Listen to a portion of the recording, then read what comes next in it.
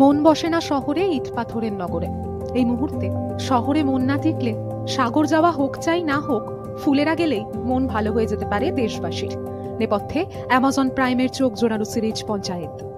পঞ্চায়েতের signature tune বেজে উঠলেই যেন মনে হয় এক ছুট্টে যদি ফুলেরা যাওয়া যেত। পঞ্চায়েত সিরিজ মুক্তি পাওয়ার আগে অব্দিও রাজ্যবাসীর কাছে পঞ্চায়েত শব্দটির এক অন্য মানে ছিল। টাইম মেশিনে চড়ে রাজ্যে পঞ্চায়েত নির্বাচনের দিকে তাকালেই সন্ত্রাসের রক্তাক্ত ছবি দেখে গা শিউরে উঠবে। কিন্তু সিরিজের পঞ্চায়েতে বিধায়ক একটি কুকুর বা পায়রা মারলেও তাকে ছেড়ে কথা বলা হয় না। সেখানে ভালোবাসার ভাষা চা, পার্টির অর্থ মাদুর পেতে হ্যারিকেন জ্বালিয়ে নিখাদ আড্ডা আর একটু আধটু মদ্যপান। লড়াইয়ের অস্ত্র কেবলমাত্র একটি বাঁশ বা সপাটে একটি চর। ভাতার মানে প্রয়োজন, বিশ্বাসের অর্থ বন্ধুত্ব, আর উপহার লাউ। হিংসা হানাহানি ভেদাভেদের এই কঠিন সময়ে ফুলেরা ঠিক যেন এক রূপকথারই দেশ। ফাগুন সেথায় হয় না কভু শেষ। সিরিজের প্রতিটা চরিত্র নিজে গুণে স্বকীয়। তারা শিখছেন, শেখাচ্ছেন, লড়ছেন, কাঁদছেন, হাসছেন, ভেঙে পড়ছেন, উঠে দাঁড়াচ্ছেন, কেবল ফুলেরার জন্য। 2020 থেকে 2024 4 বছরের ব্যবধানে মোট 3টে সিজন প্রকাশ পেয়েছে পঞ্চায়েতের।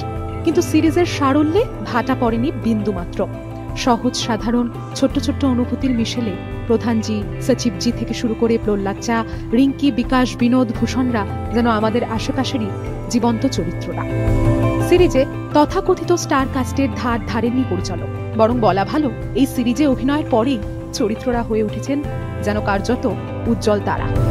সিরিজের প্রধানজি, সচিবজি থেকে শুরু করে প্রহ্লাদ চা, রিঙ্কি, বিকাশ, বিনোদ, ভূষণদের পঞ্চায়েত অব্দি লড়াইটা মোটেই সহজ ছিল না। আজ এডিটর জি বাংলার পর্দায় আলোচনায় ফুলেরাবাসীর চরিত্রদের বাস্তব জীবনের লড়াই। সচিবজি ওরফে জিতেন্দ্র তিওয়ারি অভিনেতা হওয়ার আগে বছর 33-এর এই যুবকের পরিচয় ছিল সম্পূর্ণ অন্য। অত্যন্ত মেধাবী এই অভিনেতা ছিলেন খড়গপুর IITর ইঞ্জিনিয়ারিং এর একজন ছাত্র। লেখাপড়ার পাশাপাশি টুকটাক নাটকে অভিনয় করতেন জিতেন্দ্র। 8 মাস চাকরিও করেন ইঞ্জিনিয়ারিং সেক্টরে, কিন্তু বেশি দিন পেরে ওঠেননি। এরপর অভিনয় শুরু করেন। প্রথম দিকে অর্থের জন্য ফিজিক্স, অঙ্ক টিউশনিও করতেন জিতেন্দ্র। তারপর তিনি পদ্মায় পড়ালেন, সৌজন্যে কোটা ফ্যাক্টরি।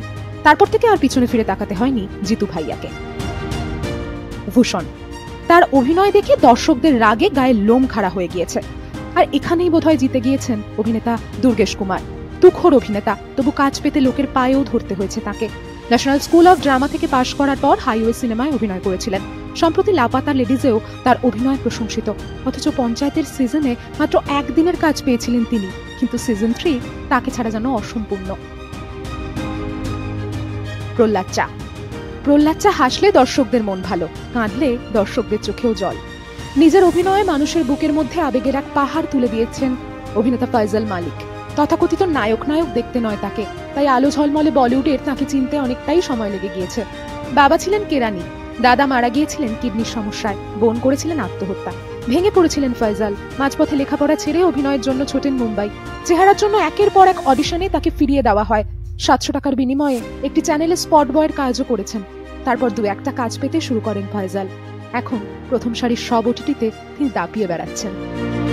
বিনোদ, দেখ রাখা হ্যাঁ না বিনোদ, এই সংলাপ এখন সকলের মুখে মুখে। চরিত্র নেপথ্যে অশোক পাঠক, অভাবী ঘরের ছেলে।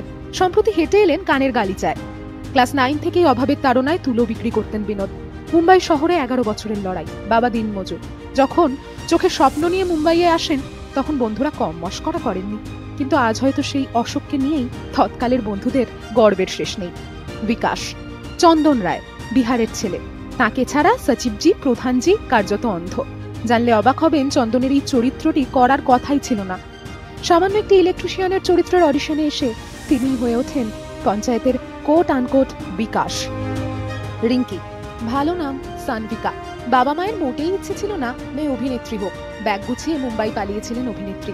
প্রথম সিজনের একেবারে লাস্ট এপিসোডে মাত্র 2-1 মিনিটের স্ক্রিন পেয়েছিলেন তিনি।